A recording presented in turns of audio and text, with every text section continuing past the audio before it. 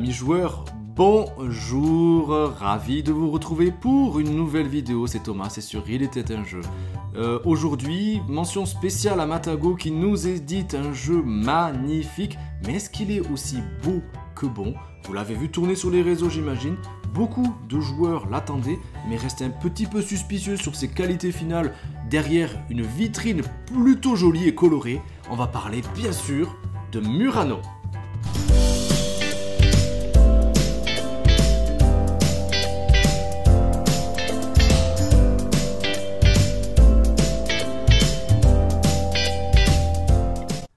Murano, c'est un jeu édité chez Matago de 2 à 4 joueurs. Il paraît aussi qu'il y a un mode 1 joueur qui n'est pas inclus là-dedans malheureusement. Dites-moi d'ailleurs si vous savez où se le procurer. À partir de 8 ans quand même, mais c'est quand même assez stratégique, hein, vous allez voir, pour des parties d'environ 30 minutes. Dans Murano, chaque joueur incarne un verrier d'art qui va devoir se procurer du verre de Murano auprès des maîtres de l'île vénitienne du même nom. Et ouais, c'est un jeu qui nous vient tout droit de l'Italie.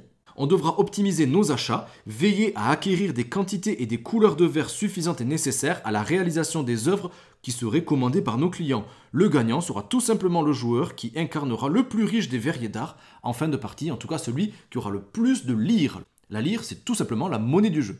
Regardez-moi ce plateau principal. Et ce plateau principal, il est tout simplement dans la boîte. Regardez-moi ça. Ce qu'on retrouve, il y a plusieurs cercles. Un cercle extérieur, un cercle moyen. Et aussi à l'intérieur, on retrouve donc tous les verres des différentes couleurs. Des bleus, des jaunes, des verts. Et des rouges aussi. Mais aussi les petits cœurs transparents qui feront office de joker. Et si vous regardez bien juste autour, on retrouve le sélecteur qui est bleu clair avec une petite flèche. C'est comme ça que va commencer le tour. On va devoir obligatoirement tourner le sélecteur dans le sens horaire, ce qui va le déployer selon une ligne bien particulière avec deux éclats bien spécifiques de couleurs.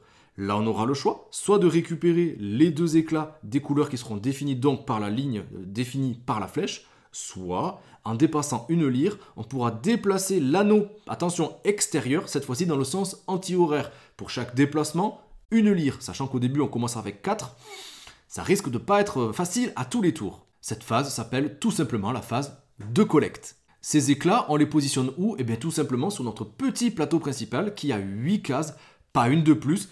Si on arrivait à avoir des éclats en excès, eh bien on devra défausser les éclats de couleur de notre choix pour avoir toujours au maximum 8 éclats. Mais quand on aura positionné nos éclats, regardez juste dessous, il est marqué une lyre. Tout simplement car quand on va réussir à se défausser de ça, vous allez le voir, moins il y aura d'éclats sur notre plateau et plus on marquera de points. Et c'est ce qui fait tout le grain de sel du jeu.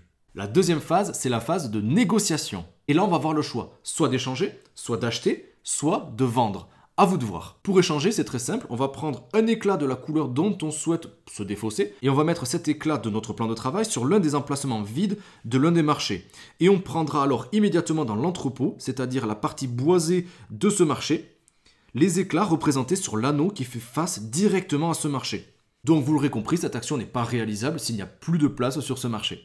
Ça nous permettra d'échanger un seul éclat contre peut-être plusieurs, ce qui nous permettra après, vous allez voir, de créer des cartes. Si on souhaite acheter, c'est tout simple, on va dépenser 2 lyres et on pourra récupérer l'intégralité d'un des 4 marchés. Attention, on devra tout récupérer, pas le choix de sélectionner 1, 2 ou 3 éclats, non. S'il y en a 1, 2 ou 3, eh bien on récupérera 1, 2 ou 3 éclats qu'on placera sur notre plateau personnel. Et l'action la moins intéressante, c'est un peu par défaut qu'on la fera je pense, c'est l'action de vendre. Si on vend, on récupérera seulement une lyre, peu importe le nombre d'éclats qu'on souhaiterait se défausser. Troisième phase, la réalisation des œuvres. C'est bien là tout le but du jeu. Je ne vous l'ai pas dit, mais en tout début de partie, en fonction du nombre de joueurs, on aura distribué au hasard plusieurs cartes œuvres tout simplement magnifiques. Hein. C'est de toute beauté, franchement. Chaque œuvre va nécessiter des couleurs bien particulières pour être fabriquées. Mais là où le jeu est aussi extrêmement original, c'est que bien que ces cartes, on les a en main, il faudra, au début de la partie, les mettre dans un ordre précis de notre choix. Mais à ce moment-là, on ne pourra à chaque fois créer que la première carte visible de notre paquet. Impossible de créer ni la deuxième, ni la troisième, ni la dernière. Hein. Et on pourra uniquement faire la première. Pour réaliser une œuvre, on devra au préalable avoir réuni sur notre plan de travail les 4 états représentés sur notre carte œuvre. L'éclat transparent, comme je vous le disais, celui en forme de cœur, remplace n'importe quel éclat de couleur. Lors de la réalisation de cette œuvre, c'est un joker. On les défaussera, on les met dans l'entrepôt central. Et on va pouvoir mettre donc notre œuvre qu'on vient juste de fabriquer face visible, juste face à nous, et ça va nous permettre par la suite peut-être de réaliser des avantages. Réaliser une œuvre, c'est bien beau, mais on est là aussi pour les vendre au meilleur prix. Et ça tombe bien parce qu'on va gagner autant de lyres que d'emplacements vides sur notre plateau personnel. Donc moins il y aura d'éclat à la fin de la création d'une œuvre et plus on marquera de points, jusqu'à 8 lyres par carte créée. Mais aussi, si on arrive à créer 2 œuvres successives sur un même tour de jeu, eh bien on gagnera 2 lyres supplémentaires. À tout moment, on pourra moduler aussi un petit peu notre jeu, notamment en tournant dans le sens anti-horaire pour 1 lyre dépensée à chaque fois le cercle extérieur. Mais on pourra aussi, pour 1 lyre dépensée, enlever la première carte de notre paquet en main et la positionner où on le souhaite, révélant ainsi la deuxième. Et si on souhaite refaire un petit peu ce processus-là, eh bien on devra dépenser à chaque fois 1 lyre supplémentaire. Je vous parlais tout à l'heure d'activer des avantages. Ces avantages, ils sont représentés juste en dessous par les toutes petites cartes, au-dessous des tuiles de couleurs rouge, bleu, jaune et verte. Ces avantages, ils seront totalement aléatoires, même si le jeu nous propose en début de partie de mettre des cartes plutôt débutants, qu'on a vite laissé de côté, pour arriver dans une version experte, encore une fois je mets des guillemets, mais qui donne vraiment, je trouve, en tout cas à notre sens, ici à la maison, tout le sens à ce jeu, car la façon de créer les œuvres, la façon de moduler notre jeu, va être totalement dépendante de ces avantages. Ces avantages, donc il y a un avantage qui sera associé à une couleur, à une sorte de catégorie finalement d'œuvre. Sur chaque œuvre, il y aura 1 ou 2 catégories. Une fois qu'on en aura créé, on les aura face à nous. Et selon les avantages, ça sera bien précisé par le logo juste au-dessus de la carte. Soit on pourra le faire à tout moment, soit on pourra le faire à certains moments de notre tour de jeu, notamment à la phase d'activation des achats, de négociation, etc. Le jeu nous propose de placer les cartes à gauche ou à droite de notre plateau pour savoir quand est-ce qu'on a utilisé les cartes pour bénéficier d'avantages. Bon, moi c'est la petite touche personnelle de Il était un jeu. Nous, on les met face visible pour dire qu'elles sont activables. Et une fois qu'on les aura utilisées, on les met face verso. La fin de la partie sera signée dès qu'un joueur aura créé l'ensemble de ses œuvres. On finit un tour de jeu pour que tout le monde joue le même nombre de tours. Et là, on va compter les points. Les points, c'est tout simplement le nombre de lyres qu'on aura en notre possession. Donc vous l'aurez compris, Murano, c'est très beau, mais c'est aussi quand même un petit peu particulier au niveau des mécaniques de jeu. C'est très abstrait, je trouve. C'est pas... Moi, je l'avais testé, je vous l'ai dit sur Insta, je l'avais testé à Vichy. J'étais pas trop convaincu. Voilà, je trouvais ça un peu trop abstrait, un peu trop cérébral, un peu trop... on se pose un petit peu et on réfléchit. Attends, l'autre il va peut-être tourner, donc qu'est-ce que je vais pouvoir faire? Des fois un petit peu hasardeux, surtout à 3 ou à 4. Même si à 3 ou à 4, les marchés vont se remplir plus facilement. Mais à 2, je trouve que ça tourne vraiment très très bien. Il y a le côté, les cartes avantages qui donnent tout le grain de sel au jeu, vraiment. Les parties ont toutes été différentes selon les bonus qu'elles nous permettaient d'avoir. Souvent, ça nous permettait d'avoir des lyres supplémentaires selon qu'on réalise telle ou telle action dans un certain ordre. Le côté aussi particulier du jeu, c'est vraiment la position des cartes. Ça, c'est assez déstabilisant. Parce on peut regarder notre paquet à tout moment, mais des fois on se dit, mince, les ressources qui me restent, les éclats que j'ai face à moi, ils ne me permettent pas de créer ma première carte, mais seulement la deuxième ou la troisième. Sauf que comme je vous l'ai dit, l'ordre il est vraiment à respecter.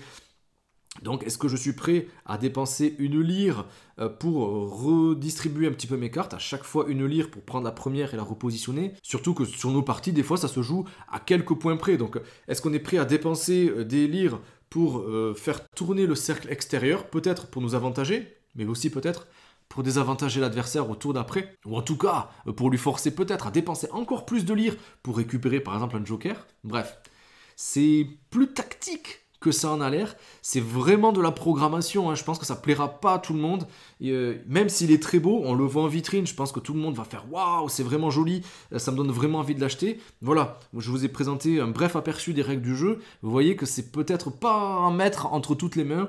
8 ans, 8 ans, ouais, je pense que c'est un petit peu précoce. Après vous me direz si vous avez joué avec des enfants, quels ont été leurs ressentis.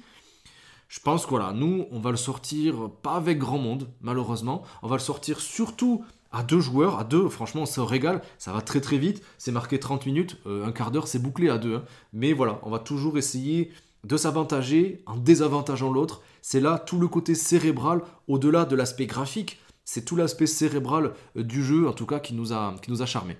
Et puis, un plateau de jeu dans une boîte, ça fait toujours son effet. Les illustrations, elles sont vraiment jolies. C'est assez inégal, hein. Il y a des verreries qui sont plutôt moyennes, tout ce qui est vase, voilà c'est moyen, mais par contre tout ce qui est animal, ça c'est juste magnifique, hein. Entre les hiboux, le renard, ou même l'espèce de personnage en lave là, c'est juste magnifique.